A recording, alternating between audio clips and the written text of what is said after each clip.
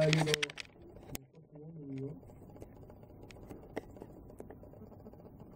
un, deux, trois. Bonjour à toutes et à tous et bienvenue sur Radio Vibe, la radio toute de vibrations et de pulsations. Radio Vibe, la radio libre et généraliste qui encourage des talents multiples, des événements et des initiatives culturelles de tous horizons. Musique, littérature, stylisme, cinéma, théâtre, danse, etc. J'ai aujourd'hui la joie d'être encore avec vous pour cette seconde partie d'émission Parlez-moi de vous. Une émission radiophonique qui fait la promotion de l'art dans toute sa splendeur et sa diversité, qui essaie d'aller au cœur de l'intime de chaque artiste invité. Le principe est simple, nous partons de l'artiste, de sa personnalité, de son parcours, de son enfance, pour découvrir sa création. Elle donne aussi la parole aux initiatives associatives. Pour l'heure, nous avons le plaisir de recevoir l'artiste et styliste Paulette Mouquet, la femme qui maquille et déshabille la femme pour mieux dévoiler sa sensualité. Paulette Mouquet, fondatrice de la marque Lady Lady, une marque de cosmétiques et de lingerie. Paulette Mouquet qui a bien accepté de se dévoiler à son tour dans Parlez-moi de vous.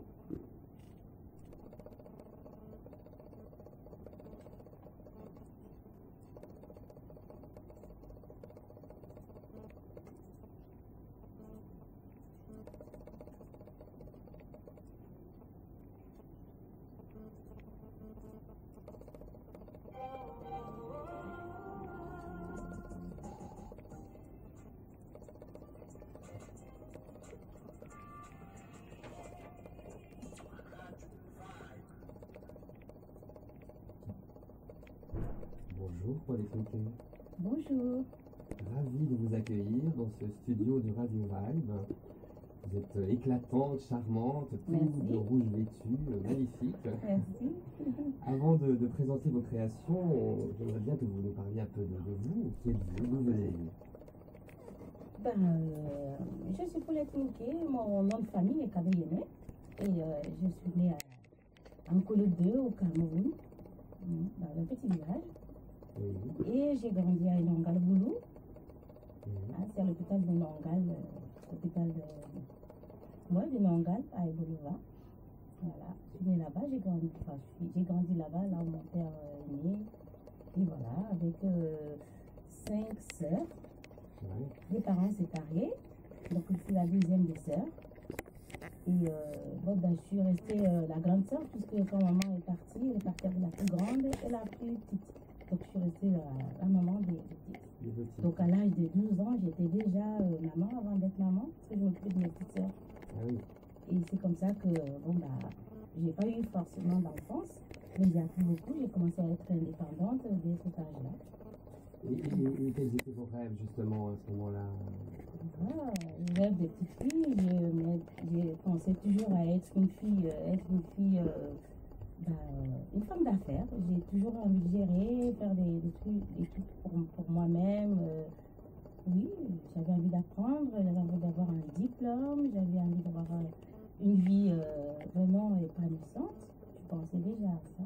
Ça vient souvent des responsabilités que vous aviez avec vos sœurs, ça peut-être. Oui, parce que il fallait que j'encadre mes petites sœurs, donc j'avais envie de tout leur donner. Et si j'avais une robe, on la changeait, on mettait la même robe à quatre. On changeait tous les dimanches, c'est mon tour, du même. Donc c'était vraiment quelque chose de génial que j'avais envie de partager, mais il fallait que je travaille dur pour avoir les moyens pour pouvoir m'occuper de mes petites sœurs. Et j'ai eu cette attitude-là pendant très très longtemps, jusqu'à maintenant, toujours, c'est toujours mes bébés, même que c'est déjà des grandes dames, mariées, maman. J'ai toujours envie de les gâter, même que moi je suis maman aussi, mais je pense toujours à... Et cette envie m'a poussée à devenir une femme débrouillarde pour que je puisse apporter plus à mes soeurs, parce que je devais travailler chez des dames pour que mes petites soeurs puissent manger, pour que moi je puisse avoir de quoi payer les livres, tout ça. C'est vraiment... Donc du coup c'est resté à moi. Et tout ça au Cameroun alors? Au Cameroun. Jusqu'à quel âge Jusqu'à l'âge de 16 ans. Où, une de mes tantes a eu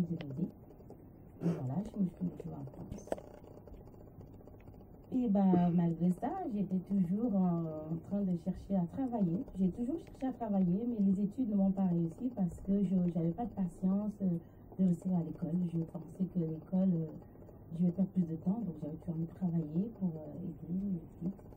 Oui. Il fallait que je crée. L'idée de créatrice, ça vient de là. Parce que je me dis, oh, pour que je puisse gagner de l'argent, il faut que je fasse ça. C'est plus vite, ça va plus me donner de l'argent que de rester 2 ans à l'école. Oui, oui. Et j'apprenais sur le tas. À chaque fois, j'étais plus douée quand j'apprends en travaillant.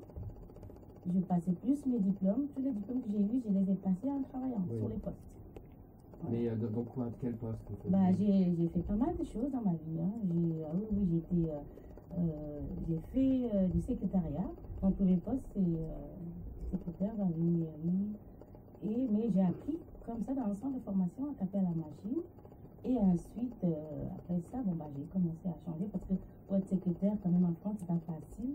Donc il fallait que je change, apprendre les langues, toujours dans des centres de formation. Et puis aller dans des sociétés où j'apprenais en même temps. Voilà, j'étais secrétaire, j'étais réceptionniste, j'ai été babysitter de famille, j'ai fait pas mal de boulot en fait.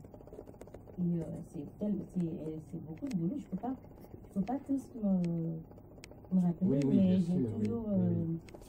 Et la mode, elle est toujours là au fond de vous, enfin le désir de créer Voilà. des vêtements. Le désir de la mode, ça vient de ma grand-mère. Franchement, c'est elle qui m'a donné cette envie parce que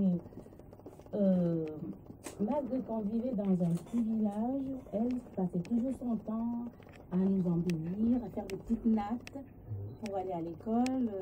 Même dans l'obscurité, elle faisait des nattes à ses petits enfants parce que c'est elle qui s'occupait de nous quand maman est partie. Donc on était là, on a appris à coudre toute seule. Voilà, on faisait avec la main, on cousait nos uniformes pour aller à l'école. Donc elle nous a tout appris. Du coup, moi j'ai pris ça au sérieux, c'est ce que je faisais tout.